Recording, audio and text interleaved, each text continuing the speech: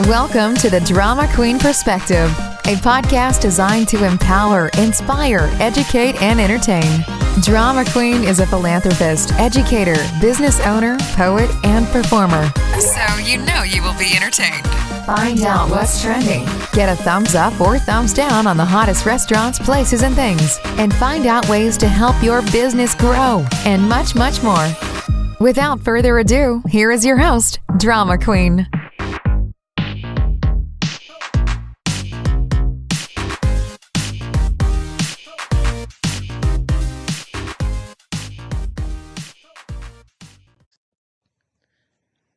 What's up? It's your girl Drama Queen coming to you to talk about the very first episode of season 7 of 60 Days In. Now, on the Drama Queen perspective, I am going to give you my thoughts, opinions, concerns, questions, predictions, and all of the above about the 3 participants that were introduced in season 7 of 60 Days In. Now, you will get a different perspective because, as many of you know, I am a participant of season 6 of 60 Days In. And so you will have the opportunity to hear things from my perspective from a participant standpoint. After becoming a participant and being disappointed in how I was portrayed, I've started a production company. So now you'll be able to hear my perspective from a production standpoint as well, having 5 or 6 productions under my belt. So I wanted to talk about it. I was so excited, waiting for this day to come on Thursday, August the 18th, for season 7 of 60 Days In to premiere. Now, I first want to start off and say, for some reason, I am drawn to Sheriff Reginald. I just, I love what he represents. He looks like he's no nonsense. I like the fact that he is working with Shaquille O'Neal to bring changes to Henry County. I really like him. I believe that he really wants to make a change, as I believe that Sheriff Horton from my season really wanted to make a change. I am so excited to watch the season unfold and see his relationships with the inmates that are participants, but the inmates that are not participants, his staff. I just think it's going to be very interesting to watch him, especially with him having the history of being the first African American sheriff in Henry County, Georgia. That excites me, the historical fact. The other thing that excites me about Sheriff Reginald is I just wrote a television pilot series called Recidivism. And it's because I think that within the African American community, recidivism is something that is an issue.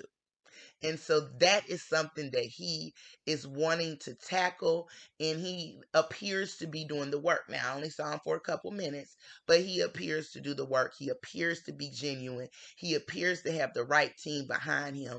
And I'm so super excited to watch his journey. So, Sheriff Reginald, I hope that my initial feeling, response, reaction to you is going to be correct, and it's going to continue throughout the season. I think that he's going to be very interesting to watch. I know that there was a scene that they showed for later in the season when he was talking to Carlos, and he's like, I'm not happy. And I'm like, oh, shoot. So I think it's going to be good to watch Sheriff. So let's go ahead and go into Carlos. So Carlos, for some reason, even before I saw the show yesterday, I felt like I was going to have some kind of connection with Carlos and I was going to like him. And Carlos kind of reminds me of a mixture of Denny. I'm trying to do Tony and Dennis together, so I didn't rename them Denny. Carlos kind of reminds me a little bit of Tony and a little bit of Dennis. And so when I look at Carlos's background, it says he's a former gang member turned cross country truck driver. He was raised in a strict household, but he joined the gang because it drew him into a family, and he believed that that gave him purpose.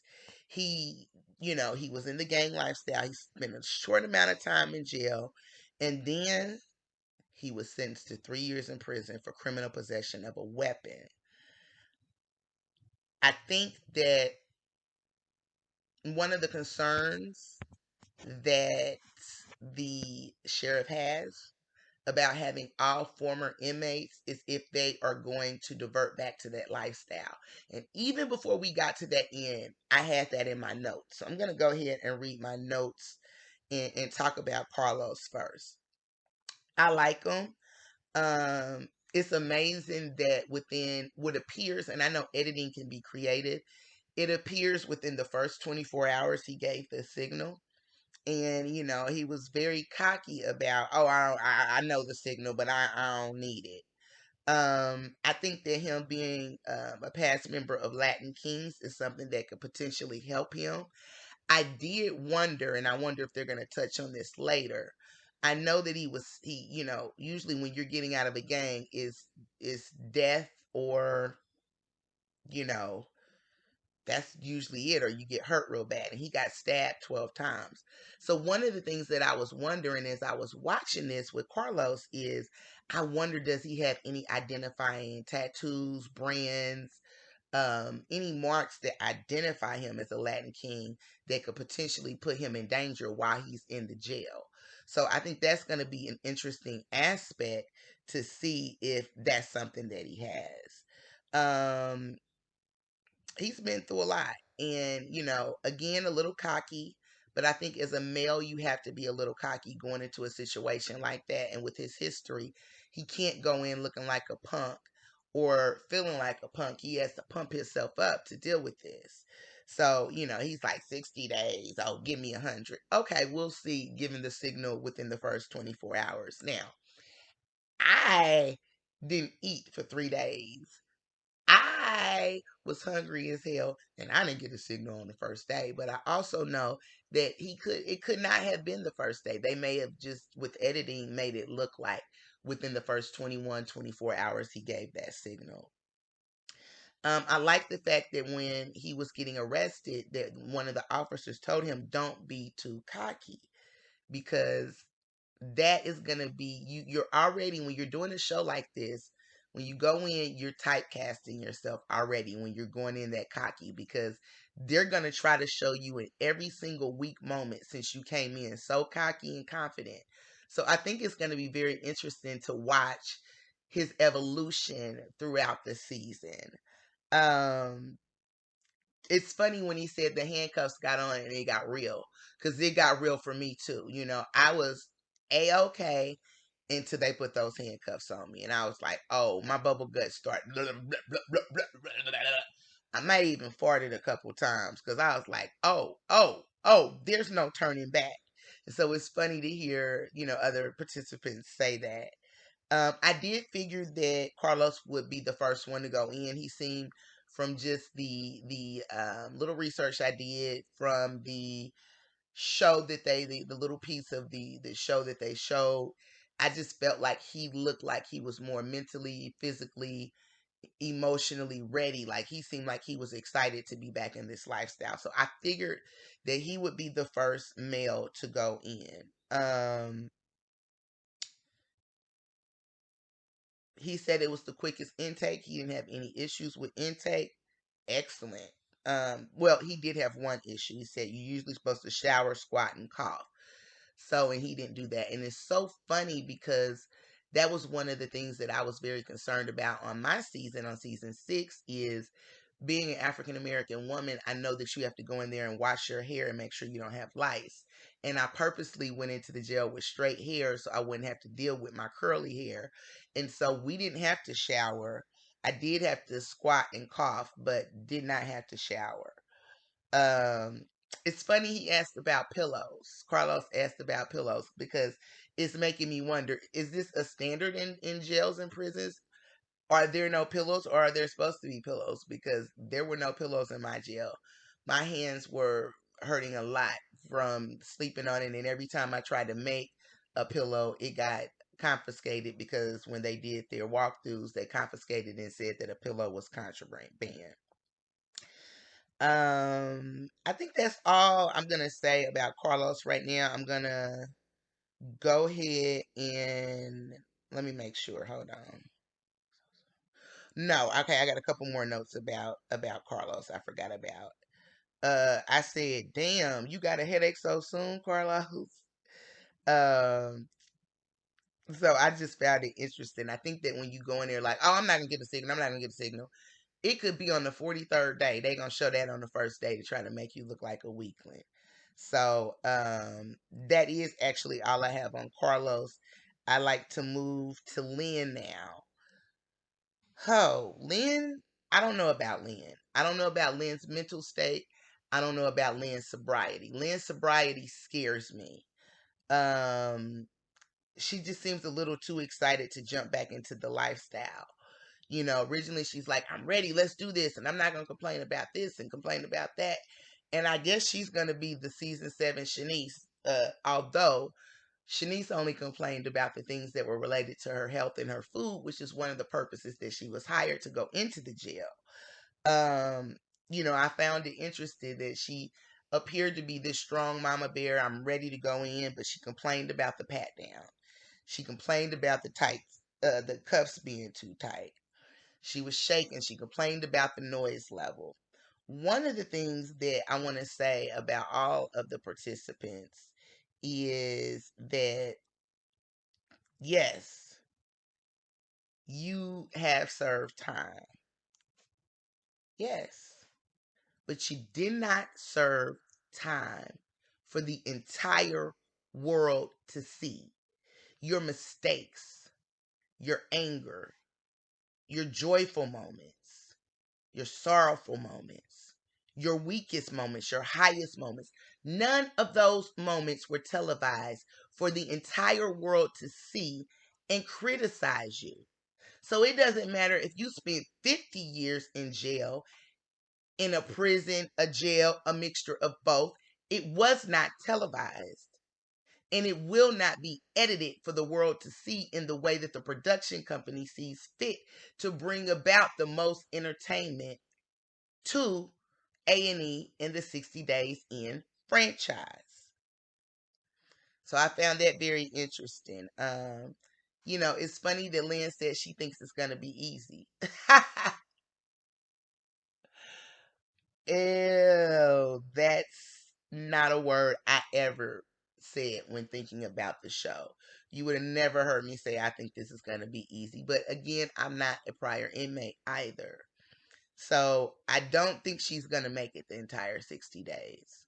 I don't think Lynn's sobriety is going to allow her the opportunity to make it the full 60 days because what a lot of people don't realize is that there are oftentimes more drugs accessible to you inside of the jail than outside of the jail. And so I really worry about her sobriety, her mental state. And like I said, she just seemed a little bit too anxious to be getting back in the jail. So I think it's going to be very interesting to watch her story and see if she is able to make it the full 60 days. All right, lastly, I would like to talk about my boy Darius. Something about Darius that I like. But even though I like him, I don't think he's going to make it the full 60 days. I think that it doesn't have anything to do with his strength, but I saw the tears in his eyes. Not only did Darius miss the birth of his child, he missed the birth of his first child. And not only the birth of his first child, but his first and only son. I think that that's going to tear him apart. It's so funny that everybody complained about being on 23-1 during the COVID lockdown, but at Etowah County Detention Center, season 6 of 60 Days In, before there was a pandemic, we were on 23-1. And it does mess with your mental state. You do think about things that you haven't thought about in years. And so I think the fact that he's going to have to be in quarantine and the fact that his girlfriend went into labor and had this beautiful, handsome, gorgeous baby boy, that is going to weigh heavy on him. And he's going to be thinking, how can I hurry up and get out of this jail in Henry County and get home to my baby and my baby? I think a lot of times I'm going to equate this to, I'll equate this to Ashley having a rocky marriage going into a season of 60 Days In. Sometimes you think, okay, maybe I just need to get away and think, no, that's not the place. You're not going to a resort. You're going to jail where you have to constantly protect yourself, make sure that you're safe. You have to keep your eyes and ears open. A lot of the times you're sleep deprived.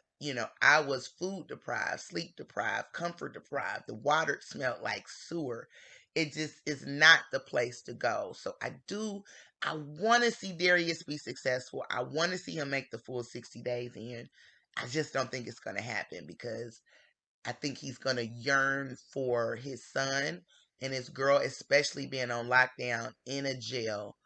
And it's making him have to go back and think about things that he may not necessarily want to think about or be prepared to do that. Now, one of the things that I liked about Darius is that he wants to be an example of change and he wants to change the mentality within inmates of how to get money. I like that.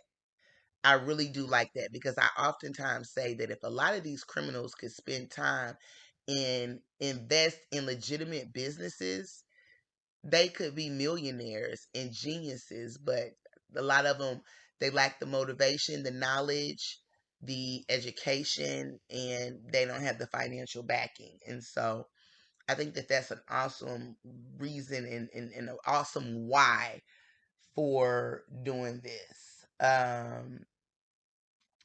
Amazing that he served the time that he did, over $20.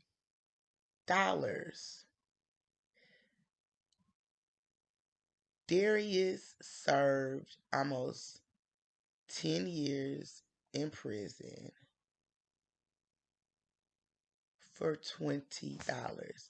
He has, DONTAE, I'm going to check his YouTube page out, and I hope you guys do as well. He has a YouTube page called Prison to Profit, because he believes that most people are incarcerated for financially motivated crimes like selling drugs or robbery.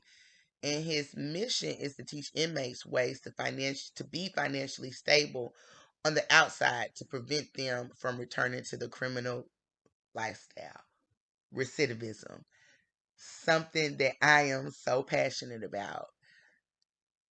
DONTAE, aka Darius, baby, let me tell you, we gotta hook up. We gotta hook up because recidivism is something that after volunteering to go to jail for 60 Days in season 6, it has become a mission of mine. And that is why I have written a pilot episode and hoping that I can sell this episode to a network because it is about recidivism and the things that I learned while being incarcerated. So kudos to Darius. The last thing that I'm going to say is the complaining participant on season 6 of 60 Days In is, I liked how at the end of this first episode, how they had a little disclaimer about if, things have affected you, you can go to this website, blah, blah, blah. I don't remember the exact verbiage because it was like 3 o'clock this morning when I watched it. But all I will say is it would have been nice on season 6, since you had a participant that suffers from a disease that is covered by the American Disability Act and has been covered by the American Disability Act, it would have been nice if there would have been messages at the end about food allergies, food intolerances, celiac. It would have been nice if there would have been some signage at the end of season 6 to cover that as well. But that is the Drama Queen's perspective on season 7 of 60 Days In, episode 1. Thank you for tuning in, and tune in next week so we can talk about episode 2. Drama Queen is out. Thanks for listening to the Drama Queen Perspective. Be sure to like and subscribe this podcast and share with the drama queens in your life. Until next time, this has been the Drama Queen Perspective.